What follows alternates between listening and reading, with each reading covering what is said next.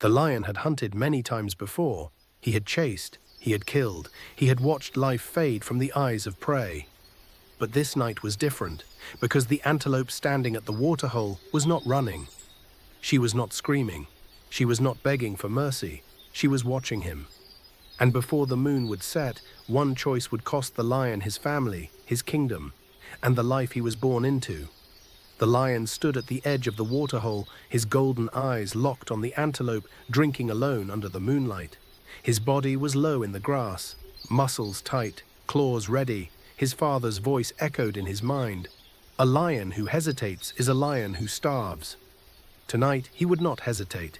Tonight he would prove himself. But when the antelope lifted her head, something strange happened. She looked straight at him, not with fear, not with panic, but with calm. And in that moment, everything the lion thought he knew about himself began to break apart. His name was Kato. He was the youngest son of the most feared lion in the savannah, a ruler whose roar could freeze the plains and send animals scattering in terror. Kato had been born into power. But power came with rules. Every day his father would stand on the cliffs and point at the land below. "Those are not neighbors," he would say. "Those are meals. Forget that, and you stop being a lion." Kato's brothers understood. They hunted with joy. They laughed after the chase. Kato hunted too. He was fast, strong, deadly. But after every kill, when the pride fed, Kato would sit apart. He would stare at the stars and feel empty. His father noticed. "You think too much," he told him. "A lion does not think. A lion acts." So Kato stopped speaking, stopped questioning. He became quieter, colder. By the time he turned 3, the savannah feared his name, but inside, Kato felt nothing at all. That emptiness would soon push him toward a choice no lion had ever made. Her name was Ayana. She was an antelope who had lived her whole life on borrowed time. Her mother had died to a cheetah.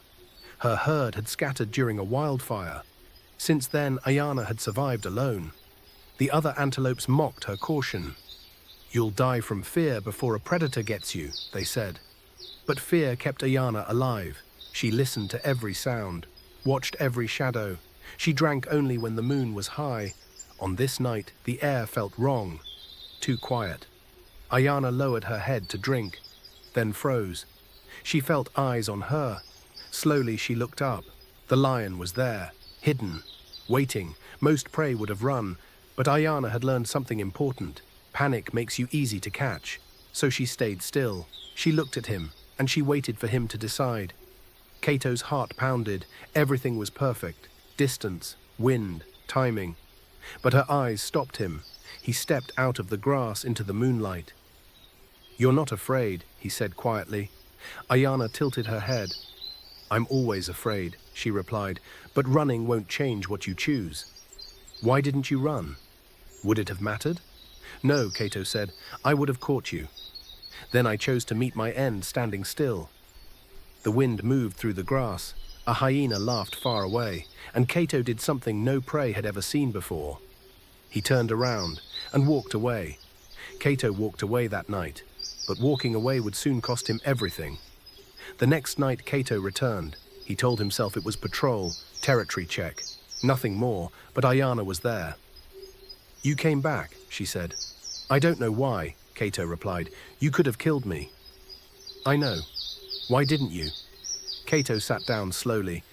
"Because I'm tired of killing things that look at me like you did." They began to meet every night. At first, they sat in silence.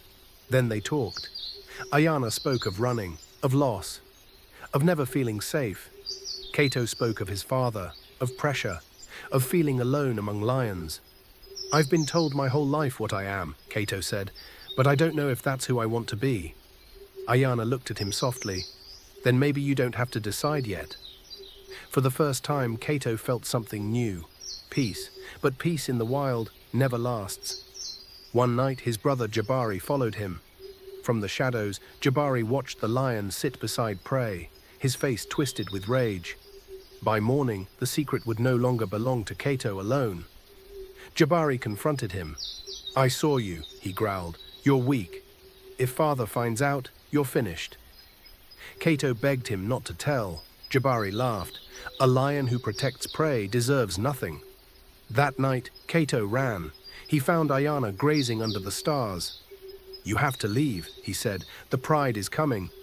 "Then come with me," Ayana said. "Leave the pride, leave his blood, leave everything." Before he could answer, a roar tore through the night. His father stood before them. "Step aside," he commanded. Cato moved in front of Ayana. "No." The pride circled. "Kill the antelope," his father said, "and if my son resists, kill him too." Cato had seconds to choose fear or love. Cato roared, not in dominance, but defiance. He fought his brother. He blocked the pride. "Run!" he shouted. Ayana ran. Claws tore into Cato's side. Blood soaked the earth. When it was over, Cato lay broken. "You are no son of mine," his father said. The pride turned away. Cato crawled into the darkness alone. Cato found Ayana at the forest's edge. They walked away together. Life was hard. Danger never left. But they were not alone. Years later, animals whispered their story. The lion who gave up his crown, the antelope who trusted death. Some called it foolish, others called it brave. Cato and Ayana never named it. They simply lived it. Not forever, but for as long as the stars allowed.